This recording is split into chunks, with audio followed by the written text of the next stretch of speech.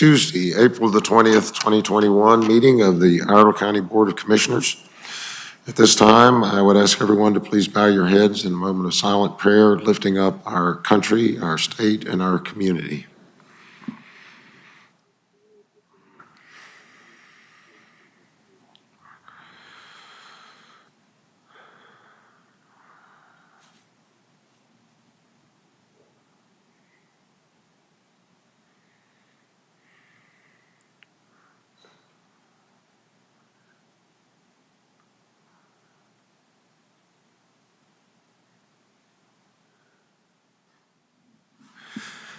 If you please stand. Oh, excuse me. Yeah, stand for the Pledge of Allegiance.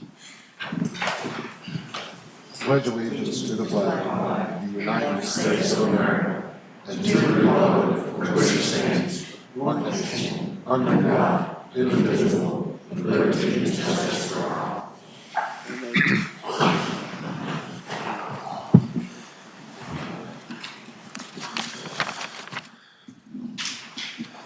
Okay. We have, just for the record, Commissioner Norman is joining us remotely. And so whenever there's a vote, there's about a 6 or 7 second delay while we wait for his response. Moving to adjustments to the agenda. We do not have any adjustments for this evening's meeting. No adjustments to the agenda, no adjustments from any commissioners. Move on, we have a couple of presentations this evening. And I apologize for my croaky voice. I've been afflicted by an old-fashioned coronavirus cold from a grandchild, so much to everyone's relief, probably I'll be briefer than normal. He promised that too. And I'm going to, and on this first matter, I'm going to share the stage with some eminent other guests. David Lambert.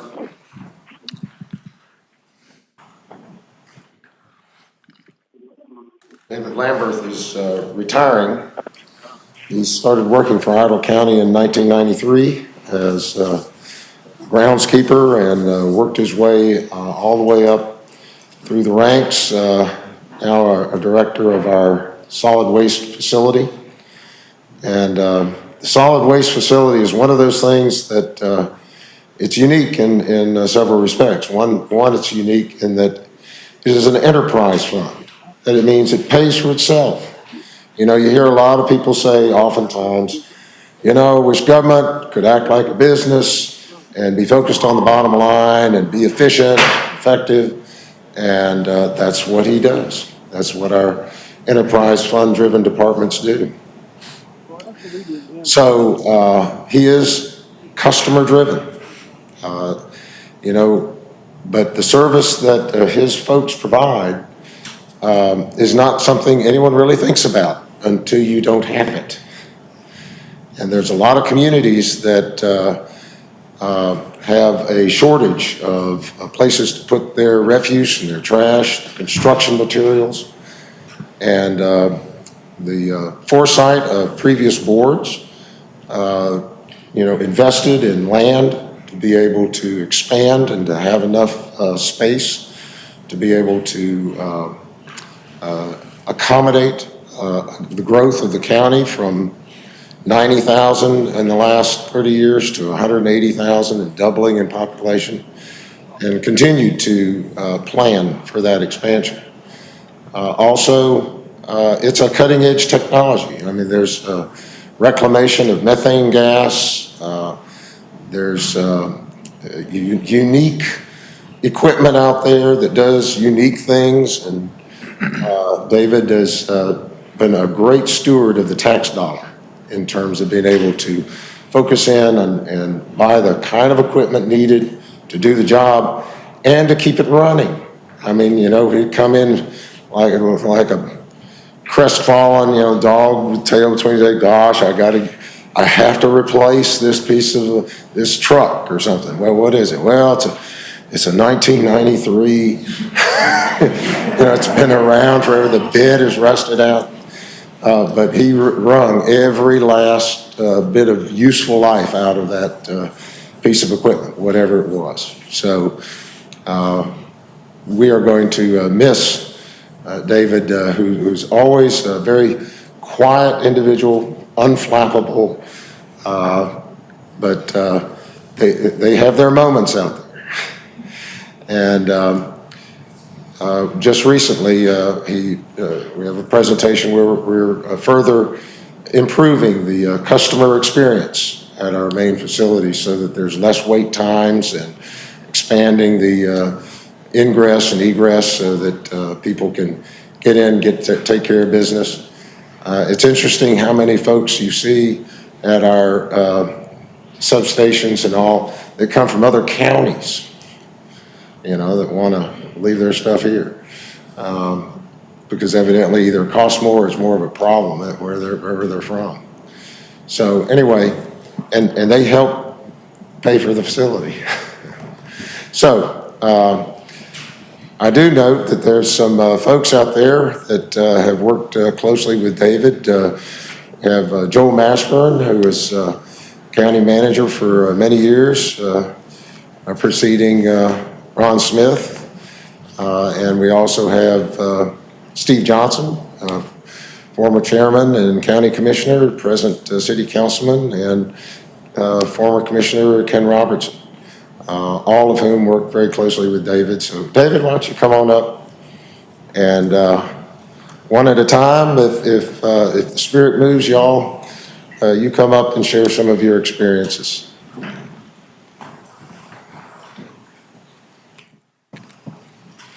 Okay, Joel.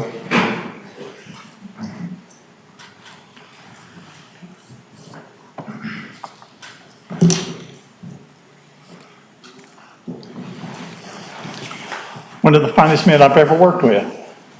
I told him he was too young to be retiring, but the only thing I say is make sure you've got something to do after you retire. Because it took me a while to get used to it.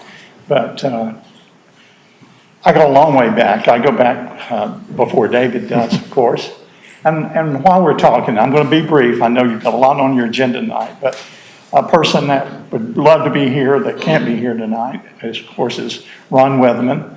Ron was the one that saw the potential in David, and even though he couldn't hire David at what he saw his potential to be at the time, he was always supportive of him and gave him every opportunity. And then when I had an opportunity to replace Ron when he retired, I knew exactly the person that I felt like should be filling that role in that position.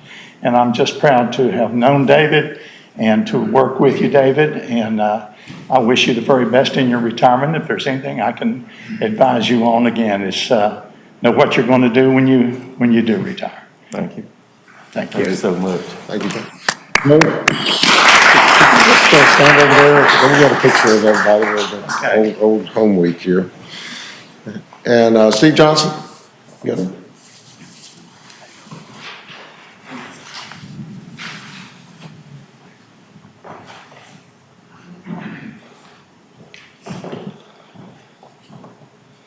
Congratulations, Dave. Thank you, Steve. I hadn't come prepared to make any remarks, Mr. Chairman, but I want to echo what Joel said. This is one of the finest gentlemen I ever worked with. What I always look for in a department head is someone who's going to be respectfully assertive. They were going to come to the board and be very respectful, but they were going to put it on the table, what they needed, and give you the information you needed to make good decisions. And David always did that. And I'll just say this. David, you were a faithful steward. And I just have all the respect in the world for you. And I wish you the best. And God bless you and your family. Thank you, sir.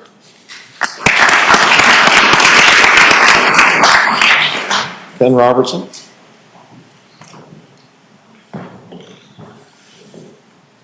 All right, way to go.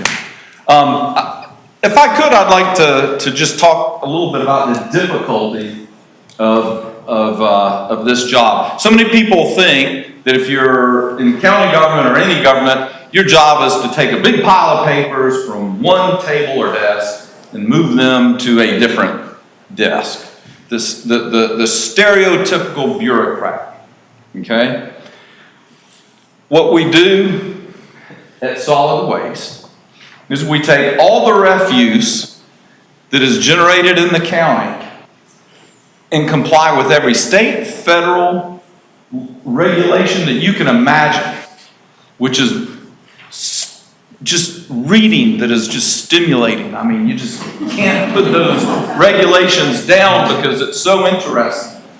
But you have to comply with every sentence of it. Figuring out how to handle every cubic yard of refuse, and there's many different categories. How to do that in the most efficient way and maximize the use of horizontal as well as vertical space is no small task. Out at solid waste, that department head has to be a whole lot of civil engineer, a fair amount of mechanical engineer, a little bit of industrial engineer, and David did all that without an engineering degree. That's incredible.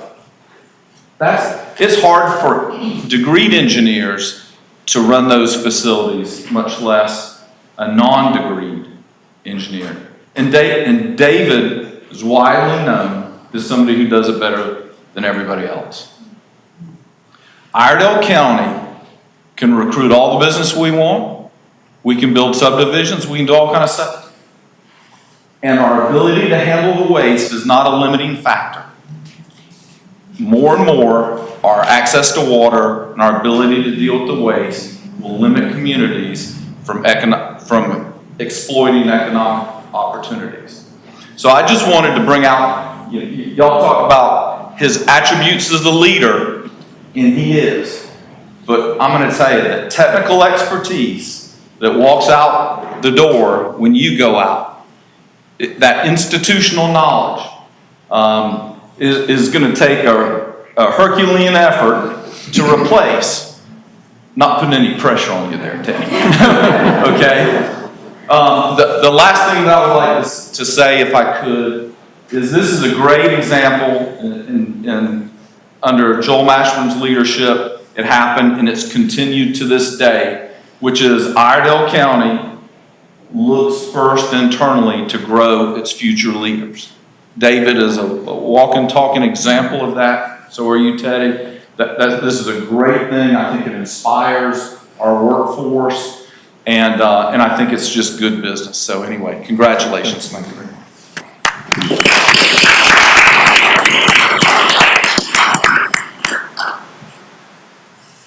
You know, it's a team effort to be able to serve the county and in any governmental role.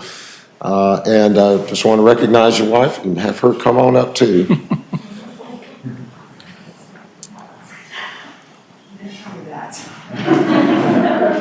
You want to show them up?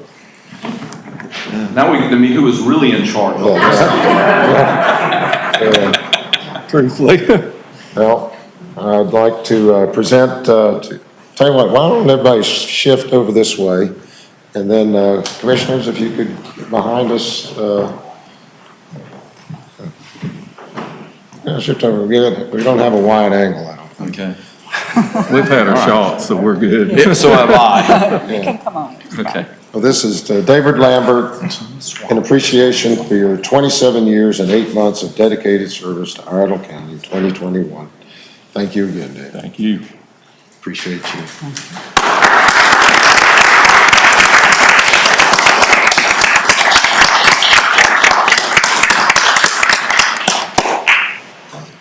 And the floor is yours. Wow. So I didn't really expect to be saying anything. I guess, you know, one thing that I say Ron Weatherman always preached to me was the sanctity of the enterprise fund, and I always tried to maintain that. I had some great help in Susan Cornell and Susan Robertson. I'll say in the first year, I thought I knew everything about solid waste, and I found out I'd been looking through a little knot hole in the fence. When I got on the other side of the fence, there was a whole lot more to the world. And I'm pretty sure the first year I probably aggravated Mr. Mashburn to death because there was at least one phone call. That was a light days, and a lot of days there's probably 3 or 4. He was always patient, always supportive, and I just had great people to work with that really brought me along. My wife, like I said, that's a driving force. She's got a strong work ethic, and she pushed me. I could have probably been happy to still be mowing the grass out there, but she kind of bumped me along a little bit, and I just had good people that helped me along with my career, and I hope the same for Teddy.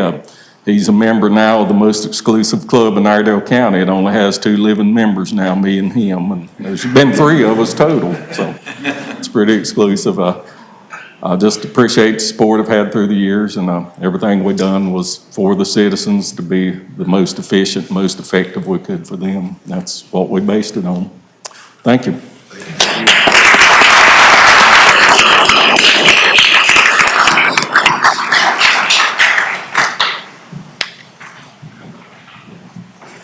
Next up, I have a recognition of ICATs.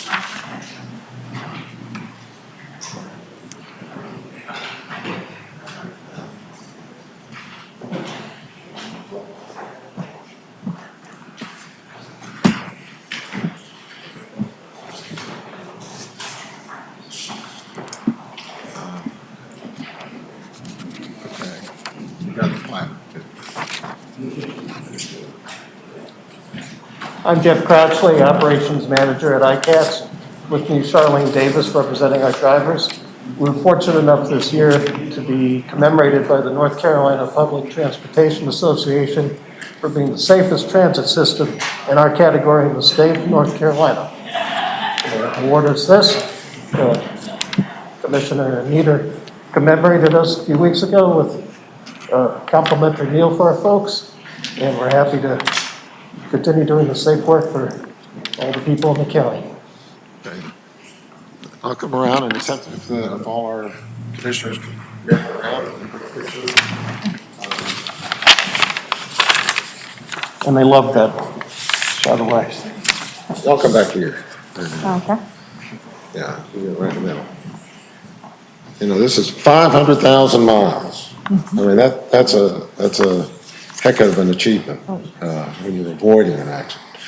Takes a lot of hard work on behalf of the drivers, and the county's very fortunate to have their citizens transported by these great guys, and also our visitors too. Yeah, so, great. Thank you again. Thank you so much. Appreciate it.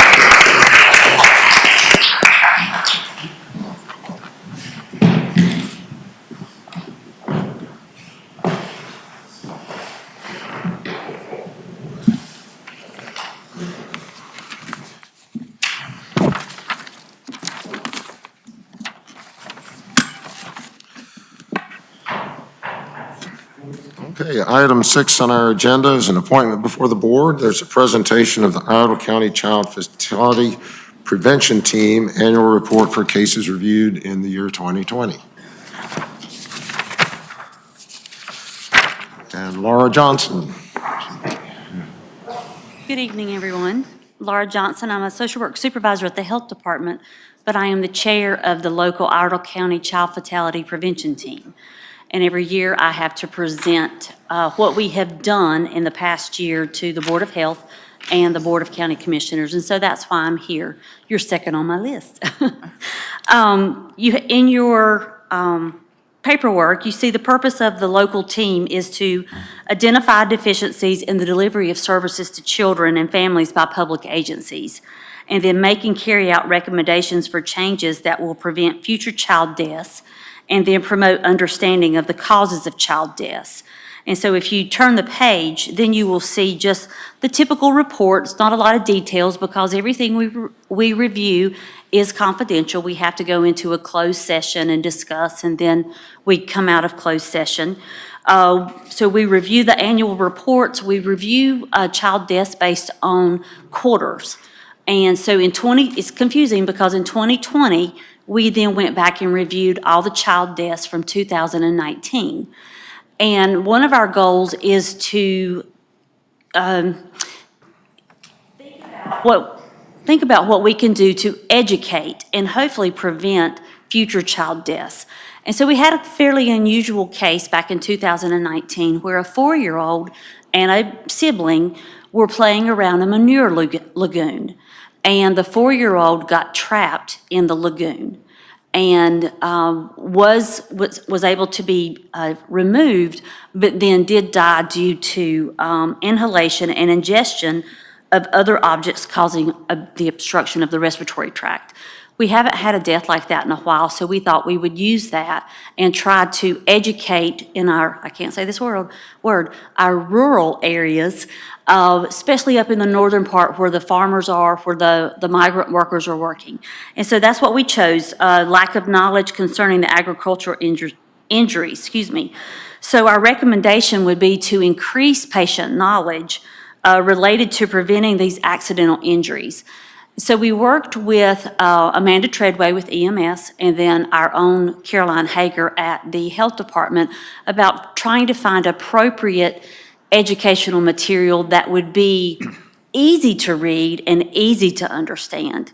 And we have a very small budget every year, so we worked and found some brochures and some posters that we thought would be very beneficial. And so then we contacted our local 4-H groups and our Future Farmers of Americas, and then our agriculture teachers at our local high school, specifically in the northern part of the county. And so those students are going to work to distribute this material.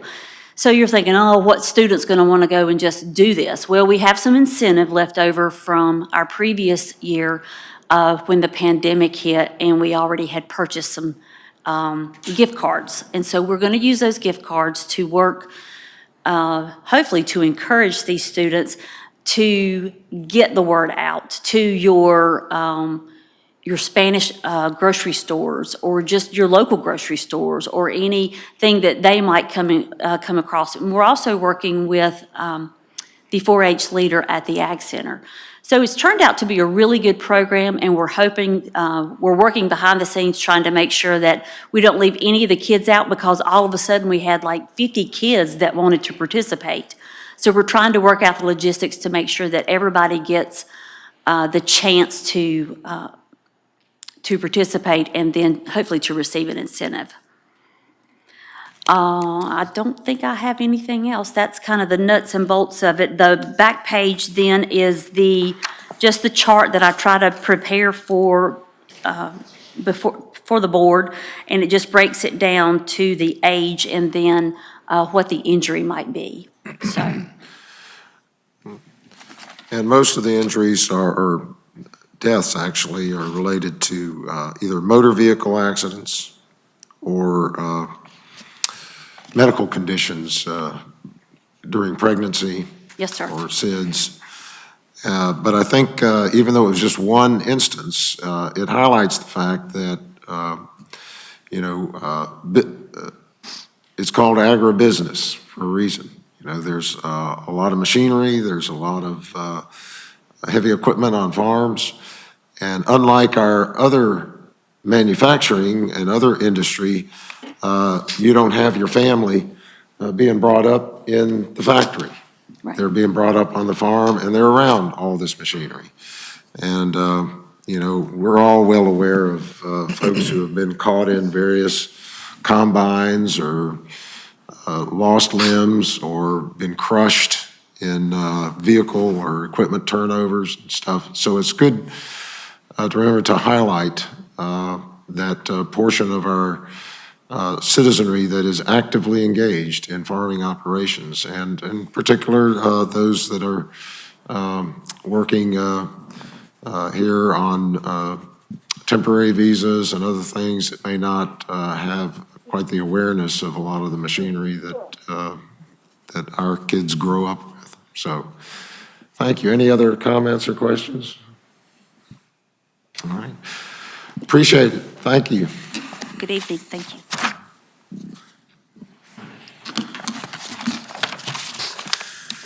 Okay, we now move on to item 7, which is a set of 3 public hearings. The first, item 7.1, is a public hearing to consider a request by Charles Myers to release zoning and subdivision jurisdiction to the town of Mooresville. And Mr. Matthew Todd will tee these up.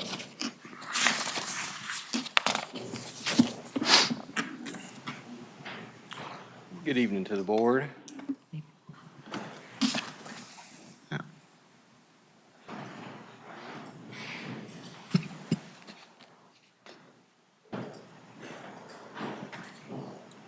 I do have some mapped images. You probably need to speak up a little more. The first request we have before us tonight is outlined in blue on the screen. You can see the red hatched areas are currently under Mooresville's zoning control. And this property, the request is to release the jurisdiction to the town of Mooresville, essentially to expand Pecan Hill subdivision, which is the development kind of to the southwest of the site. Mooresville has acknowledged this request, and I'd be happy to answer any additional questions. Okay. Are there any questions or comments? Okay. Hearing none, I will open the public hearing to consider a request by Charles Myers to release zoning to subdivision jurisdiction to the town of Mooresville. I think only one person has signed up. That's Paul Shriver with MT Land, which is affiliated with the request here. Do you all want to be heard? Just answer questions. Okay. Well, that's the only person that signed up. I'll inquire of anybody else that maybe missed the opportunity to sign up if you'd like to be heard. Seeing and hearing none, I will close the public hearing and ask if there is a motion. Oh, excuse me. We won't be able to entertain a motion this evening due to the emergency orders and COVID. If an individual is participating remotely as a commissioner, then the public comment period will remain open for another 24 hours.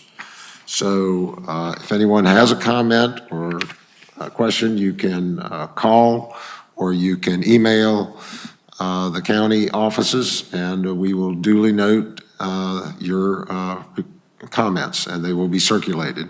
We will have a vote, no discussion, but simply a vote at our next meeting on May the 4th at the same time, 7 o'clock. Okay, thank you. Second matter is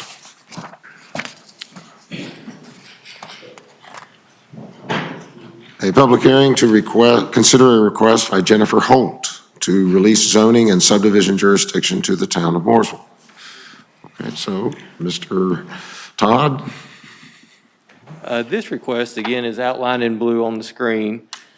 You can see the area to the north in the red crosshatch is already currently Mooresville's jurisdiction. This is proposed also to be another single-family residential development, and they're requesting to be released to the town of Mooresville to fall under their regulations. Approximately 42 acres. Okay. And any questions? Mr. Todd, staff recommended this one as well, right? We actually usually don't make a recommendation on the ETJ releases directly, but yes, we don't see any issues with it. Any other comments? Okay, I will now open the public hearing to consider a request by Jennifer Holt to release zoning and subdivision jurisdiction to the town of Mooresville. Got one person signed up, Kevin Clark. Yes. Okay, would you like to be heard? Yeah, I'm just here on behalf of the INVOCATION family for 60 years. Jack and his kids have done a lot for the Shepherd's community. part of the request here tonight is really for a secondary access to develop property for fire and safety. We felt that that was, you know, imperative to let the community keep growing. So, you know, I respectfully ask y'all to think about that opportunity to be able to clarify a different set of access to that property, so. Any questions? We kind of figured it had to do with ingress and egress. Yeah. Yep. Okay. Any questions, Mr. Clark? Okay, thank you very much. Is there anyone else that would like to be heard on this matter? Seeing and hearing none, I'll close the public hearing. Once again, we cannot have a vote this evening. That will be done at our May 4th meeting. Public comment will be held open for 24 hours. Thank you. And finally, we have a public hearing on a proposed text amendment to update the is a text amendment to the Land Development Code. Yes, this final public hearing, it is an update to the Land Development Code. For several years now, there's been a lot of work at the state level to combine the statutes, the enabling statutes for the zoning, planning for municipalities and for counties. Previously, they were two separate sections. They often cross-referenced one another.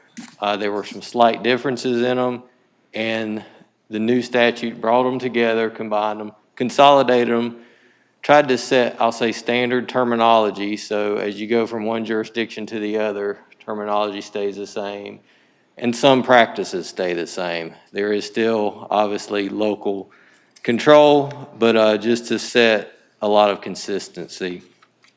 So we went through, it was quite an undertaking. Every jurisdiction in the state that has zoning and planning in place is having to do the same thing. But a lot of it had to do with just references to the statute, so just the number change. We tried to limit any content change because we wanted to focus on the stuff that we had to change. We will be working on some other text amendments later on that are more content-based and up for more discussion. A lot of the changes, again, if they weren't just number-based, some of them were things that we were already practicing. There was a statute a few years back talked about permit choice. If an applicant applied for a permit and the rule changes midstream, they actually have the choice of which regulation applies to them. With the new statute, you can't just practice that anymore. It needed to be spelled out in the ordinance. So things like that were added. It did take away some of the administrative flexibility related to, say, a conditional zoning, where before we could increase intensity. The code allowed up to like a 10% increase to be approved just administratively. Now anything like that would have to come back through the process. If it was conditional and it was based on square footage or site plan specific, and they're going to add additional parking, a bigger building, we lost that flexibility, so that does have to come back through the board. The consistency statement that you guys are familiar with our rezonings, it's quite lengthy at times. We've always had the planning board do that same consistency statement. It wasn't really required, but we felt it started the process right to have them review that consistency statement. That's a requirement now that they have that as well.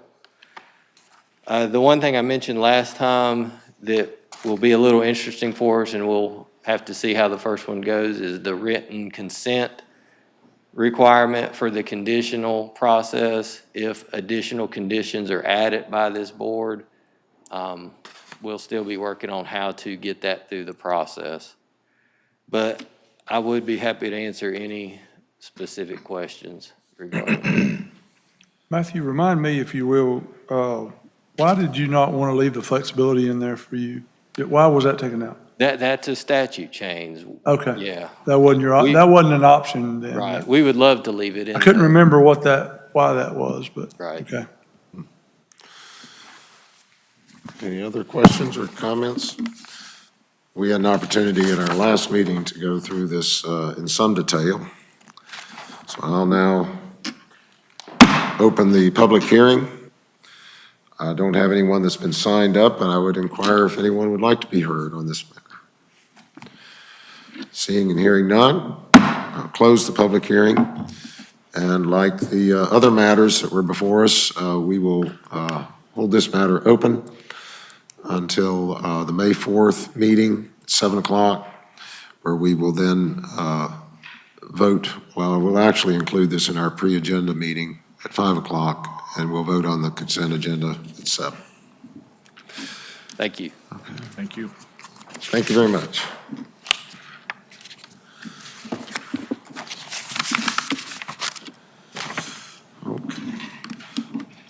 All right, Ms. Jones, if you could please tee up all those items on our consent agenda for administrative matters that are appropriate for our inclusion. Absolutely. Thank you, Chairman Mallory. The first item was a request from Emergency Communications for approval of the Alexander County 911 Backup Memorandum of Understanding, and this is a renewal of an agreement that was entered into back in 2016. A request from Animal Services for approval of Budget Amendment Number 43 and to accept a Petco grant in the amount of $15,000, and there are no matching funds required for this grant. A request from Elections for approval of a sole source purchase award request to Election Systems and Software. There was great discussion about this. The decision was to table this until the May 4th meeting and give an opportunity to respond to some of the citizen comments and questions regarding this. Just to make sure everybody understands, this is to replace ADA equipment. It is not to replace all of the voting equipment that is available at elections, but it is to replace the ADA equipment, which actually prints out a ballot so they can actually see it and then feed it into the tabulator. There was also a demonstration that was conducted several weeks ago, and that was videoed, so we're going to make sure we have that on our website so people can see that video demonstration and try to get some of those questions responded to. So this item was tabled and will come back at the May 4th meeting. There was a request from the Health Department for approval of Budget Amendment Number 42 for Epidemiology and Laboratory Capacity Enhancing Detection Activities Grant in the amount of $1,456,100. This is for COVID-19 assistance. We're going to use it for contract services, equipment and testing, and then mobile road signs for our testing and vaccination efforts, and it is a one-year grant. There was a request from Health Department for approval of the fee policy and proposed fees for 2021-22. Planning and Development to consider calling for a public hearing on May 4th, 2021 at 7 p.m. in regard to a request to release zoning and subdivision jurisdiction to the Town of Mooresville, similar to what we had this evening. A request from Planning and Development for approval of an interlocal agreement and continued partnership with the Lake Norman Regional Transportation Commission. This is a 2-year agreement and one that we have had in place for the past several years. A request from the Finance Department to adopt the fiscal year 21-22 funding plan for the Juvenile Crime Prevention Council.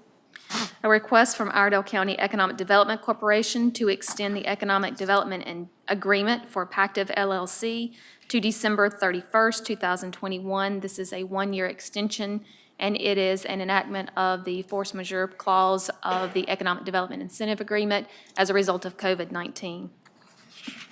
A request from administration for adoption of a resolution regarding the waiver of penalties in business personal property listing. There are 3 different sets of criteria that must be complied with, but if they comply with that criteria, the Board of E&R can waive the penalty for that since the filing period has been extended to May.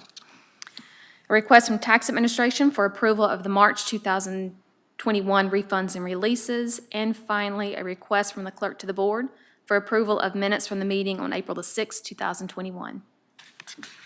Thank you very much, Ms. Jones. Is there any further discussion on any of the consent items? Is there a motion? Motion to approve. Motion to approve our consent agenda by Commissioner Howe. All in favor, please say aye. Aye. Opposed, like sign. Aye.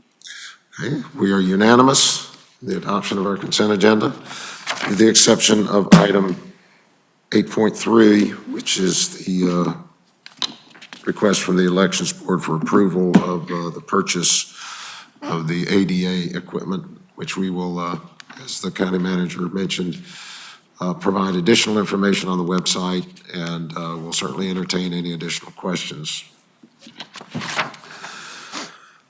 We will move on to item 9. There are no announcements of any vacancies occurring on boards or commissions. Item 10, no appointments to any boards or commissions. Item 11, I'm not aware of any unfinished business. Item 12, a public comment period. It is our public comment period, second meeting of the month. It's 3 minutes. I don't have anyone that's signed up to be heard, but I would inquire if there's anybody in the audience here that would like to be heard, okay? If you could, please come up and state your name and your address for the record. And this is the clocks are here and over there.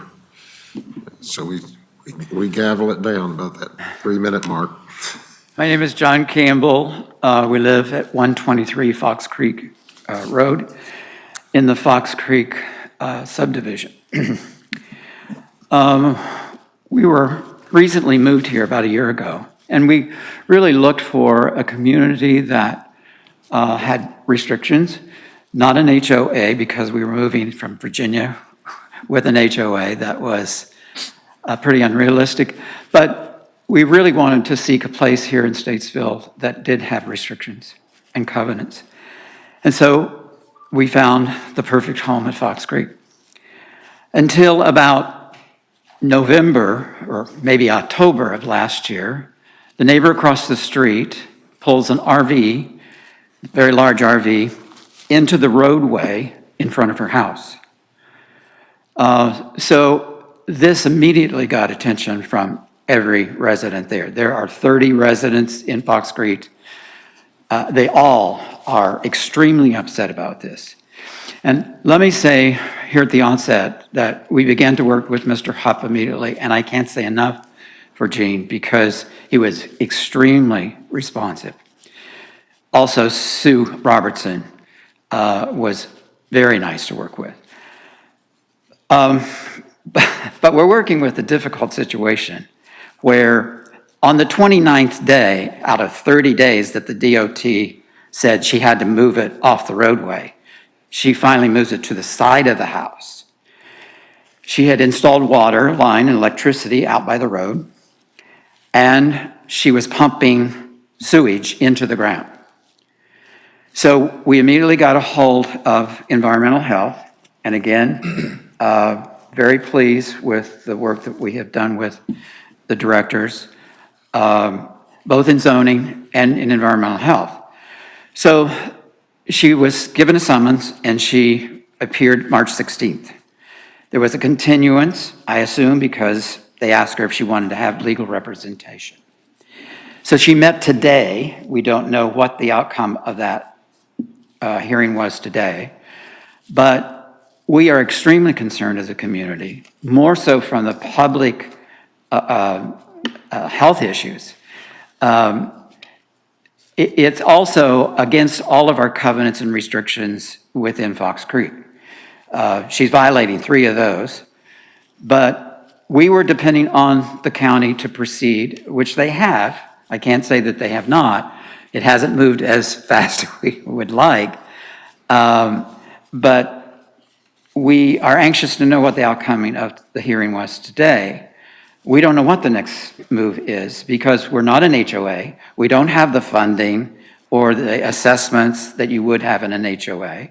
So therefore, it will cost dearly for us to get an attorney to take her to a civil action.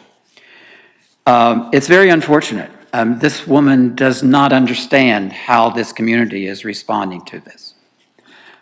We have one other resident that we would like to have speak on behalf of the day resident who lives behind this RV. Thank you very much, Mr. Campbell.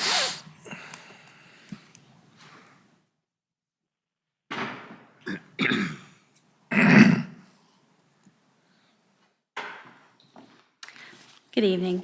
My name is Jackie Penley. My husband John and I also live in the Fox Creek neighborhood, and I won't take much time tonight. I just want to read a letter from Bill and Danielle Day, who are our neighbors in Fox Creek.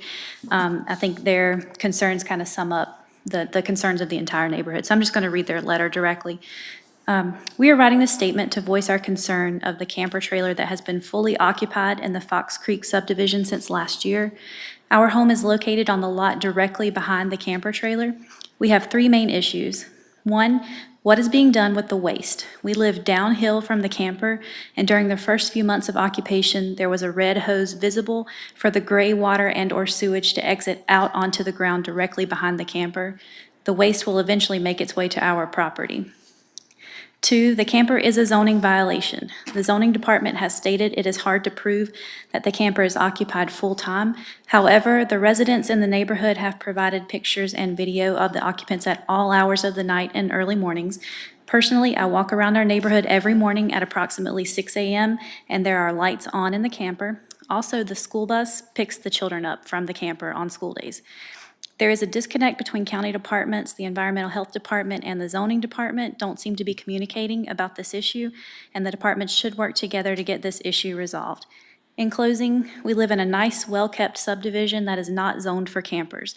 It is Iredell County's responsibility to enforce their zoning ordinances, and unfortunately, at this point, we feel that they have not fulfilled their duties.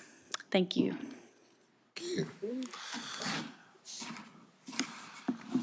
Well, it sounds like a remake of Christmas Vacation.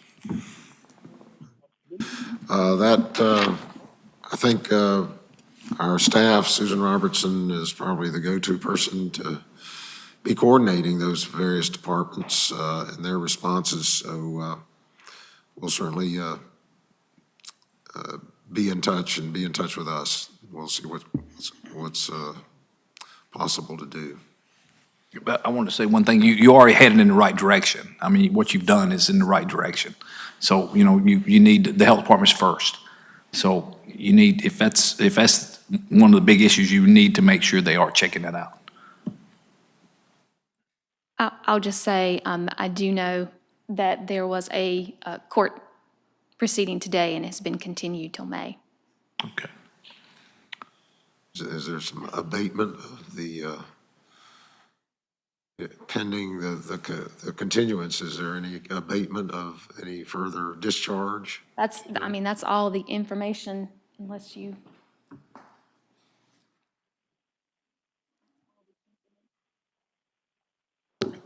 And I apologize, Mr. Campbell. I know the clerk left you a message on your cell phone this afternoon. What we do know is that the trial was today. The owner had secured an attorney and is contesting the charges. So the DA continued it until May 10th. That's all we can do at this point. Right. And we can't enforce their deed covenants. That would have to be the neighbors, but we're Well, we got the proceeding. environmental health issues, yeah. Yes. Okay, thank you for the update. So Beth, there's no other, so we're doing all we can do from a staff level with the penalties and fines that we've imposed, correct? Correct. In the health department. And then now we just have to let it play out. Okay. It's in the court system now. Now, we do have a clause about people living in campers and on private property. But we got to prove that first. Is that what you're saying? It's in the court system now, so. Okay, is there anyone else that would like to be heard? Got one more. Okay.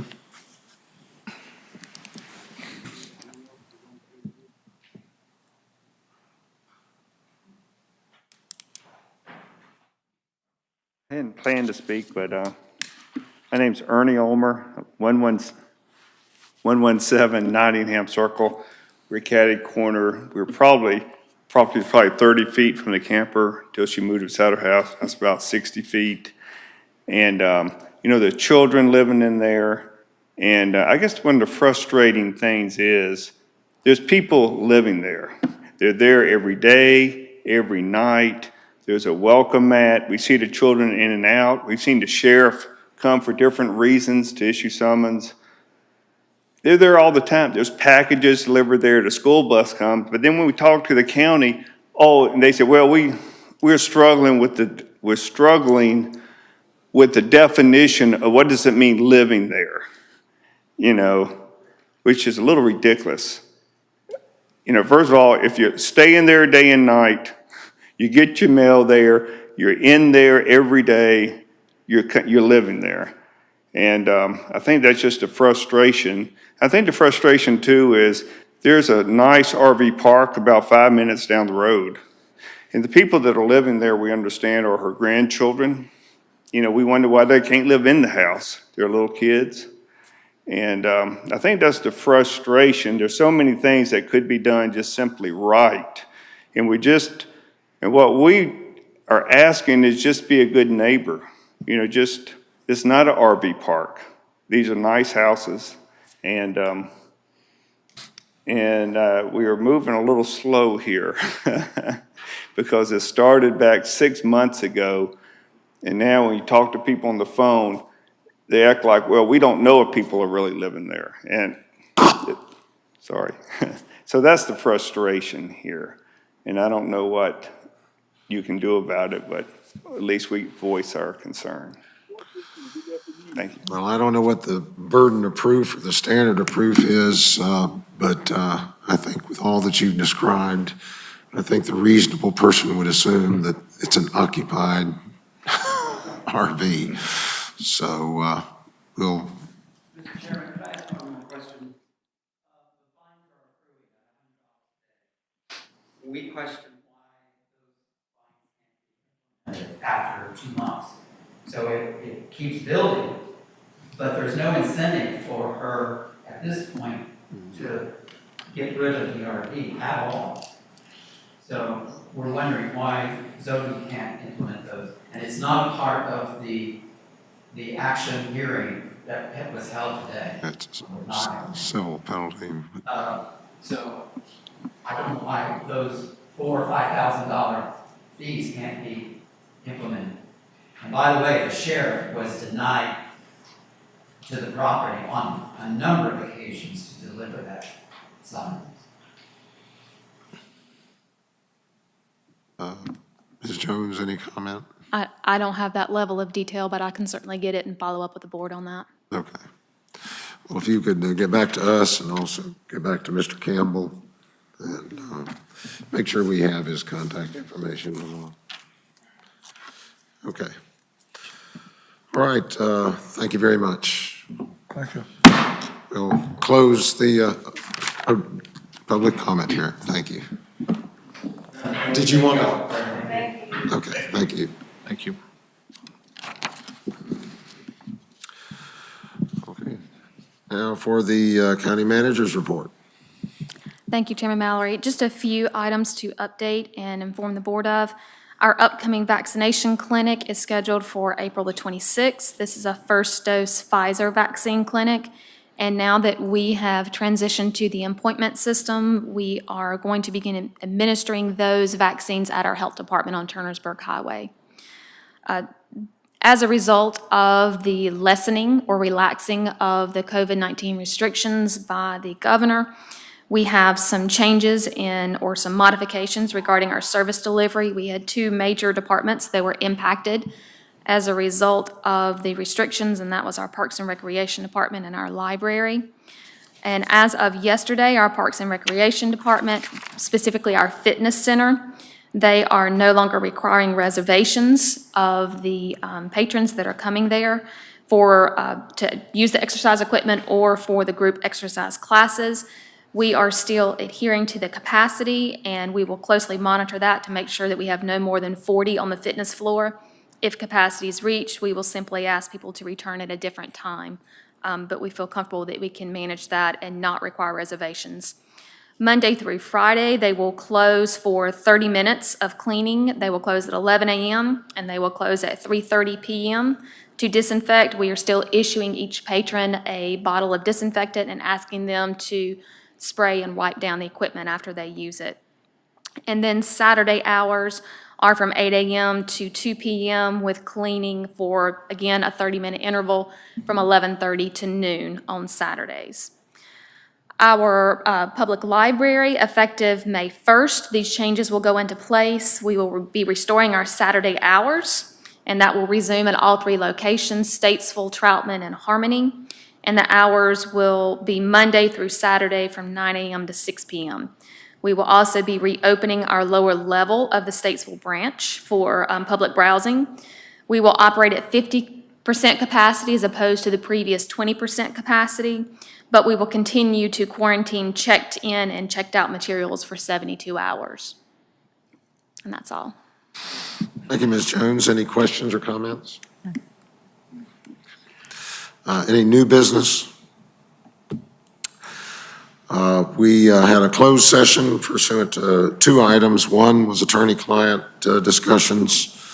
We had the closed session, by the way, after our pre-agenda meeting and before this 7 o'clock meeting. We had 2 items. One was attorney-client pursuant to North Carolina General Statute 143-318.11 subsection A3.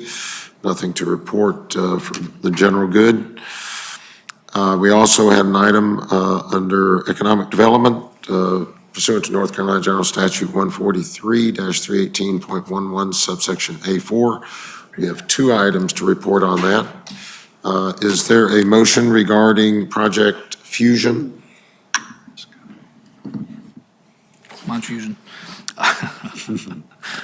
I thought you was going first. Motion to call for a public hearing on May 4th, 2021 at 7 p.m. regarding economic development incentive not to exceed $215,983 over a 5-year period for Project Fusion based on a minimum investment of $12,670,000 investment in Iredell County. Motion by Commissioner Brown. Any further discussion? All in favor, please say aye. Aye.